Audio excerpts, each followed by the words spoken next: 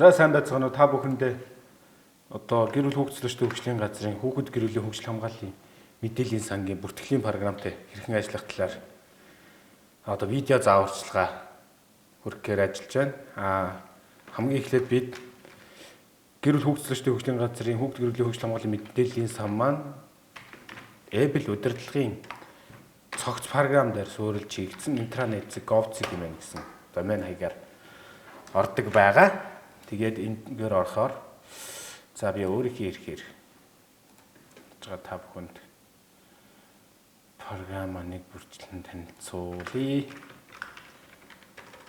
Нэвтрэх нэрээ оруулаа.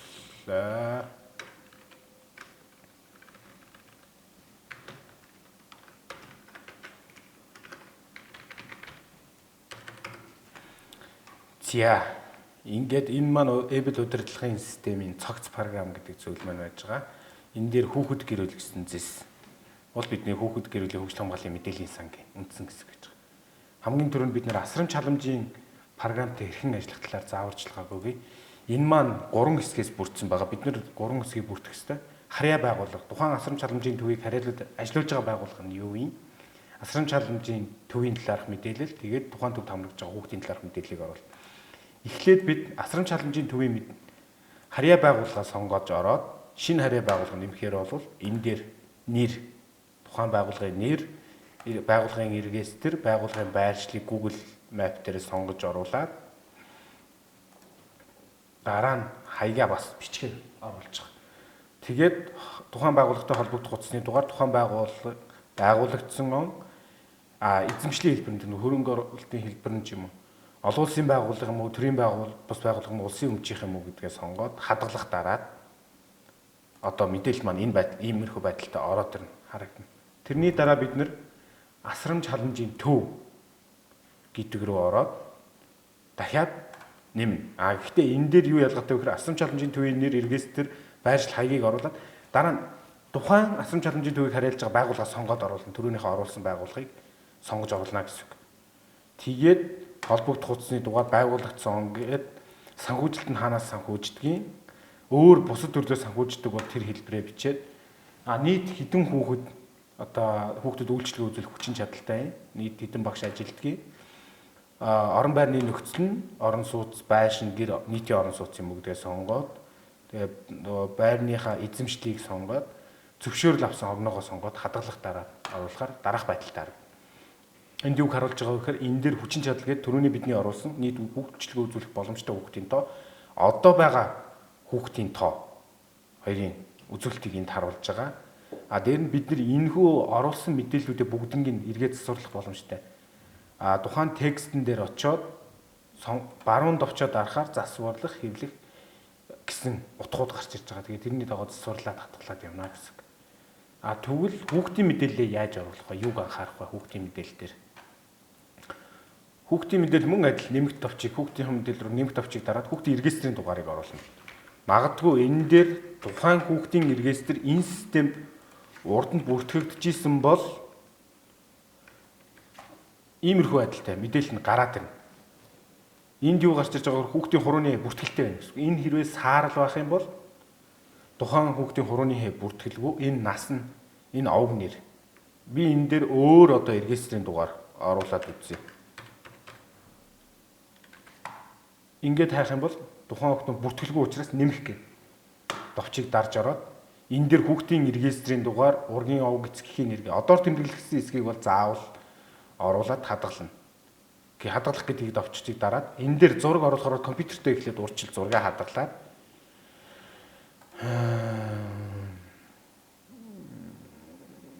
интернетээс сонгоод оруулчихна. Тухайн зураг байрлаж байгаа байрлал газраас сонгож оруулаад тэгээд регистрийн дугаараас хүүхдийн нас хүйсийг бол автоматар авч байгаа. Энэ дээр хүүхдийн хаанд өрсөн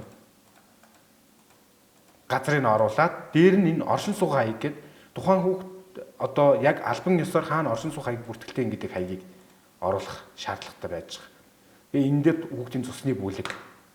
Тэгэд болвол энэ бүх мэдээллийг бүгэлж оруулах шаардлагатай байгаа. Ингээд хадгалах товчийг дараад оруулж олно. Магадгүй тухайн хүүхд урд нь бүртгэлтэй хүүхдийн маань мэдээлэл алдаатай байна гэж үзэх юм бол бид нар энэ засварлах товчон дээр дарж ороод засварлаж болно.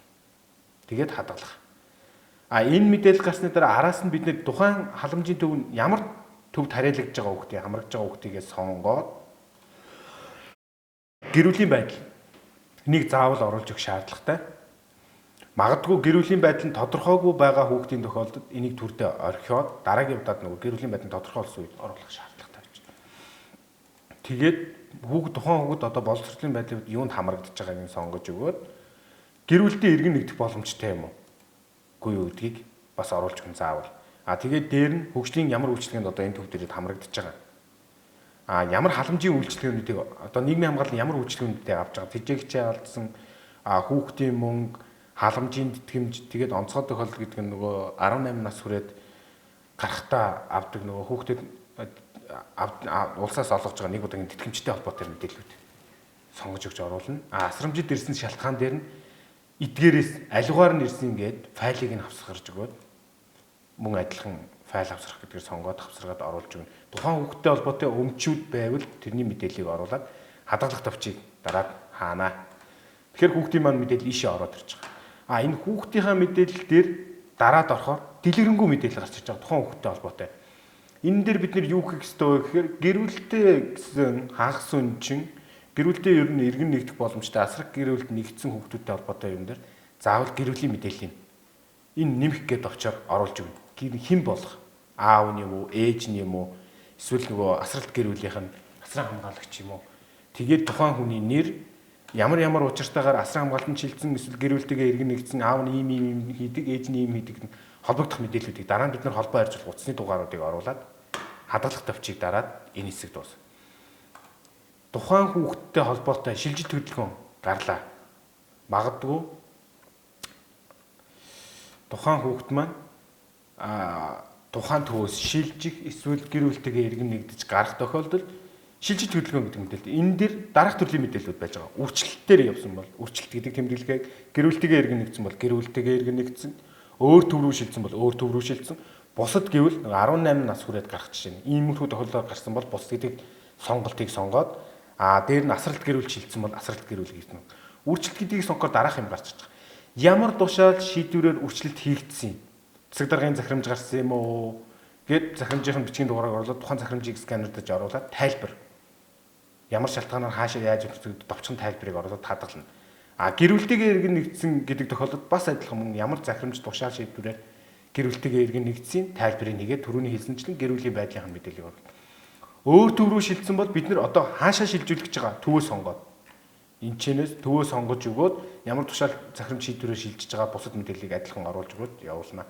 Бусад шалтгаан дээр бол бусад гээд тэр бусад гарч байгаа нөгөө тушаал шийдвэрүүдийг зүгээр файлаар оруулж өгөөд шалтгааныг тайлбартай бичээд оруулчихна. Асралт гэр бүлд бол ямар тушаал шийдвэрээр асралт гэр бүл шилжсэн гээд тухайн асралт гэр бүлийн талаарх мэдээллийг гэр бүлийн байдал дээр нь оруулж өгөх. Ингээд хадгалах гээд хүүхдийн маань шилжиж хөдөлгөөний мэдээлэл энэ хэсэгт орж ирэхээр байж байгаа. Би та бүхэнд шилжиж хөдөлгөөн хийгдсэн хүүхдийн мэдээллийг харуулъя. Тэгэхээр энэ цонхноос бид нэр саяны шилжиж хөдөлгөөнтэй холбоотой яг одоо асрамж халамжийн төвд байгаа хүүхдийн мэдээлэл. Гэ одоо байгаа гэдэг сонголтоор үржилт хийжнээ хүүхд хийгдсэн. Эдгээр хүүхдүүд хийгдсэн юм байна. Яг иймэрхүү байдлаар одоо нөгөө шилжиж хөдөлгөөний мэдээллүүд нь орж ирж байгаа. Тэгээд гэр бүлтэйгээ нэгдсэн хичнээн хүүхэд байгаа тухайн асрамж халамжийн төв өөр төв рүү шилжсэн хэдий бусад шалтгаанаар гарсан хэдий одоо байгаа нь хэдий асралт гэр бүл шилжсэн хэд байгаа гэдэг мэдээллүүд гарч ирнэ. Тэгээ энэчнээс бид нэг зүйлийг ойлгох хэрэгтэй. Бид нэр өөр төв рүү шилжснээс бусад тохиолдолд тухайн хүүхдийн мэдээлэл тухайн асрамж халамжийн төв дээр хадгалгаатай байж л харагдсаар. Магадгүй өөр төв рүү шилжсэн тохиолдолд тухайн хүүхдийн мэдээлэл өөр төв рүү дагаад шилжиж байгаа учраас та бүхэнд харагдахгүй байх тохиолдол байгаа. Иймэрхүү байдлаар асрамж халамжийн төвийн одоо бүртгэлийн програмтай ажиллана. Тэр нь засварлах, хэвлэх гэдэг тухайн утгыг хэвлэх, засварлах гэдэг утгыг баруун товчоо дараад засварлах гэж ороод яг түрүүнийхтэй адилхан засварлаад явна гэсэн. За асрамж халамжийн төвийн үйлчлэгээний мэдээлэлтэй холбоотой юм бол ийм байна.